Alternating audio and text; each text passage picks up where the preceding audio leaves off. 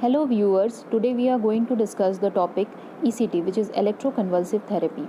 ECT is actually a somatic treatment which is started by Bini Sarleti in the April 1938. What is ECT? ECT is actually the artificial induction of the grand mal seizure through the application of the electric currents to the brain. What is the stimulus given and how it is given? It is applied through electrodes, and where it is placed bilaterally and the unilaterally. Bilaterally in the frontotemporal region and unilaterally in the non-dominant side. What are the parameters used? Parameter which used is voltage, which is 70 to 120 volts, and duration is 0.7 to 1.5 second. Now, what is the types of seizure produced? Which is we can see that grand mal seizure is of two types, which is of tonic phase, which lasts for 10 to 15 seconds, and clonic phase, which lasts for 30 to 60 seconds. What is the mechanism of action? No exact mechanism of action is known here, but according to one hypothesis, ECT affects the catecholamines pathway, which is between the diencephalon or limbic system. Limbic system, we know that it is responsible for the mood disorders. So, it is the pathway of the catecholamines which the ECT affects. What are the types of ECT now? According to, based on the how it is given, like whether muscular relaxants are given or not, or general anesthesia is given not. There are two types, direct or indirect. Indirect, we do not give any type of muscular relaxations or anesthesia, and in the modified ECT we give muscular relaxants and the general anesthesia. Now, what is the frequency and the number? How many times and what is the rate of giving ECT? Frequency is 3 times a week, which is as indicated by the physician, and total number is 6 to 10 as indicated by the physician.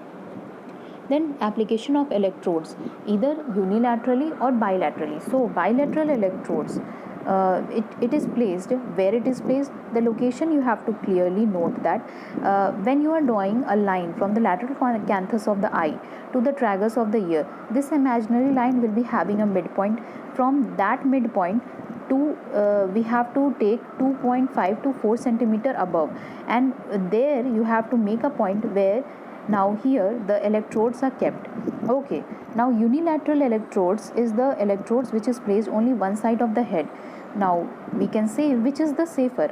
So unilateral is the safer, क्योंकि unilateral में क्या होता है कि जो memory loss के chances है वो कम हो जाते हैं.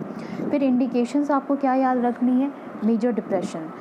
मेजर डिप्रेशन में मेनली ये दी जाती हैं, और भी जैसे हैं और भी कॉजेज़ जैसे सीवियर कैटाटोनिया, सीवियर साइकोसिस, then organic mental disorders, organic which is comprising of 2 organic mood disorders and organic साइकोसिस. Now contraindications. Contraindications क्या होंगे? जैसे कि absolutely in the raised ICP, अगर ICP बढ़ा है तो एकदम मना ही होती है, आपको ECT उसमें नहीं देना. और भी दूसरे कॉन्ट्रा इंडिकेशन जैसे cerebral aneurysm, cerebral haemorrhage, brain tumour, acute myocardial infarction, congestive heart failure, CHF, pneumonia, and retinal detachment. Okay, now we are going to discuss about the side effects. Side effects, we know that there is memory impairment. अब memory impairment की जब बात हो रही है तो इसमें क्या होता है? temporary memory impairment होती है, permanent नहीं होती है. तो temporary जो memory है वो impaired हो जाती है, यानी हम लोग का इसमें इन जो amnesia होता है वो कैसा होता है? इंटेरोगेट एमनेसिया होता है. फिर इसमें क्या होता है? Drowsiness, confusion, restlessness, poor concentration, unsteady gait, tongue bite, incontinence वगैरह वगैरह. फिर क्या होता है? कॉम्प्लिकेशन की अगर हम बात करें तो इसमें फ्रैक्चर हो सकते हैं, डिस्ट्रिथमियाज हो सकती हैं, रेस्पिरेटरी अरेस्ट हो सकता है. फिर अगर ECT टीम की बात करें तो साइकेट्रिस्ट्स, एनेस्थीसियोलॉजिस्ट्स, ट्रेंड नर्सेस, एड्स. अगर हम ट्रीटमेंट फैसिलिटीज़ की बात करें अब, तो उसमें 3 रूम होते हैं. पहला होता है वेटिंग रूम, दूसरा होता है ECT रूम, तीसरा होता है रिकवरी रूम. तो वेटिंग रूम क्या होता है? वो एक प्री ECT रूम रहता है. फिर वहाँ पे पेशेंट्स वेट करते हैं. फिर ECT रूम में क्या होता है? वहाँ पे सारे मशीन्स होते हैं जो ECT के लिए ज़रूरी होती हैं. फिर recovery room, after the patient has undergone ECT, the patient now rest in the recovery room. तो ईसीटी रूम में क्या, ईसीटी मशीन रहेगी, फिर एनेस्थेटिक अप्लायंस रहेंगे, सक्शन अपैरेटस रहेगा टू सक एक्सेस म्यूकस और एक्सेस सिक्रीशन, देन मास्क रहती है, फिर ऑक्सीजन सिलेंडर्स रहता है to provide oxygen, tongue depressor रहता है so that we can prevent tongue bite, then mouth gag होता है to prevent damage to the teeth, and then emergency drugs होते हैं। अगर एक्सेस एनेस्थीसिया दिया गया हो तो उससे रिकवरी करने के लिए जो ड्रग्स हम यूज़ कर सकते हैं, और भी बहुत सारे ऐसे ड्रग्स हैं जो इमरजेंसी ड्रग्स वहाँ लिए जाते हैं।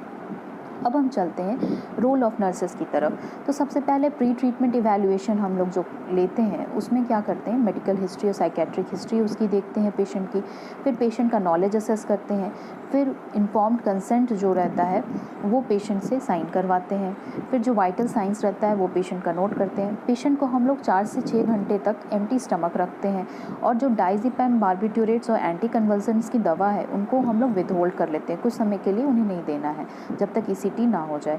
फिर हेड में शैम्पूइंग करते हैं, ऑयल नहीं रहना चाहिए ताकि क्या हो, अच्छे से इलेक्ट्रिकल ट्रांसमिशन हो। फिर मेटालिक ऑब्जेक्ट्स को हम लोग रिमूव कर लेते हैं। फिर हमें एट्रोपिन देना है 0.6 mg पेशेंट को IM देना है, और सबक्यूटेनियस हम लोग दे सकते हैं आधे घंटे पहले, और आधे घंटे पहले हम दे सकते हैं सबक्यूटेनियस, और अगर हम लोग जस्ट पहले देना है ईसीटी के जस्ट पहले तो हम लोग IV दे सकते हैं। फिर इंट्रा प्रोसीजर केयर क्या होता है, पेशेंट को हम लोग सुपाइन पोजीशन में रखते हैं, पेशेंट के साथ रहते हैं ताकि उसकी एंजाइटी कम हो। फिर हम जो भी थायोपेंटल सोडियम है वो एडमिनिस्टर करवाते हैं। फिर क्या करते हैं, थायोपेंटल का मेन काम क्या है कि वो सिडेशन प्रोड्यूस करता है, वो कितना हमें देना है, 3 to 5 मिलीग्राम पर kg बॉडी वेट। फिर सक्सिनाइल कोलिन हम लोग एडमिनिस्टर करते हैं, वो कितना देते हैं हम, 1 mg पर kg बॉडी वेट। उसका क्या काम होता है, वो मसल रिलैक्सेशन का काम करता है। फिर पेटेंट एयरवे इंश्योर करना, फिर वेंटिलेटरी सपोर्ट प्रोवाइड करना, माउथ गैग प्रोवाइड करना। फिर उस जहाँ पे हम इलेक्ट्रोड्स लगाते हैं उस एरिया को हमें साफ़ करना है, किससे, नॉर्मल सलाइन से या फिर 25% बाइकार्बोनेट सोल्यूशन से या फिर कोई कंडक्टिंग जेल से। फिर हमें क्या करना है, मॉनिटर करना है वोल्टेज, इलेक्ट्रिसिटी और स्टिमुलस ड्यूरेशन। फिर पोस्ट प्रोसीजर केयर क्या होता है, वाइटल साइंस उसका नोट कर लेंगे प्रोसीजर के बाद। फिर ऑक्सीजन की सप्लाई तब तक देंगे जब तक उससे रेस्पिरेशन खुद स्पॉन्टेनियसली स्टार्ट ना कर दिया हो। फिर क्या करेंगे, उसका पोस्ट इक्टल कन्फ्यूजन को असेस करते हैं हम, और उसे रेस्टलेसनेस को उसकी असेस करते हैं कि पेशेंट रेस्टलेस है या नहीं। फिर सेफ्टी प्रिकॉशन लेते हैं ताकि कोई इंजरी ना हो, क्योंकि पेशेंट अभी अनकॉन्शियस है, तो साइड रेल्स प्रोवाइड करेंगे ताकि उसे इंजरी से बचाया जा सके। अगर सीवियर पोस्ट इक्टल कन्फ्यूजन है या रेस्टलेसनेस है तो हम लोग IV डाइज़ेपैम दे सकते हैं। फिर पेशेंट को रीओरिएंट करवाते हैं सिचुएशन से और लोकेशन से। फिर हम लोग क्या करते हैं, डॉक्यूमेंट फाइंडिंग्स करते हैं, जो भी हमने प्रोसीजर किया उसका डॉक्यूमेंट्स हम लोग उसका लिखते हैं, क्या जो भी मेडिसिन दिया गया और भी। अब हम लोग जो टोनिक और क्लोनिक फेस की बात किए थे तो उसका हम एक पिक्चर आप लोग से शेयर करते हैं। तो व्यूअर्स, आप यहाँ देख सकते हैं कि एक टोनिक फेज़ का एक फ़ोटो है, एक क्लोनिक फेज़ का एक पिक्चर है, और एक पोस्ट इक्टल कन्फ्यूजन फैटीग का एक पिक्चर है। तो टोनिक फेज़ में मोस्टली आप क्या नोटिस करेंगे, जो पेशेंट की बॉडी है वो आर्च्ड हो जाती है, बैक जो उसका होता है वो आर्च्ड हो जाता है। और भी क्या क्या यहाँ पे हो सकता है, उसको साइनोसिस होती है, फिर एपिलेप्टिक क्राई होता है, इनकॉन्टिनेंस होती है, और generalise stiffness of the body and limbs हो जाते हैं। फिर क्या होता है क्लोनिक फेज़ में, salivary frothing, cyanosis, eye blinking, clonic jerks of limbs, body and head.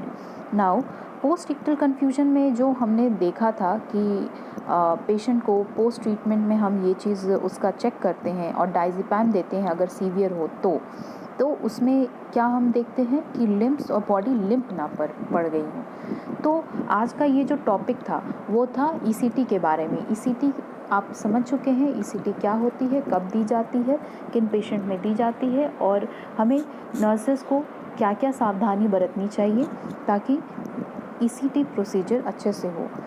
तो आज के लिए बस इतना ही। Thank you.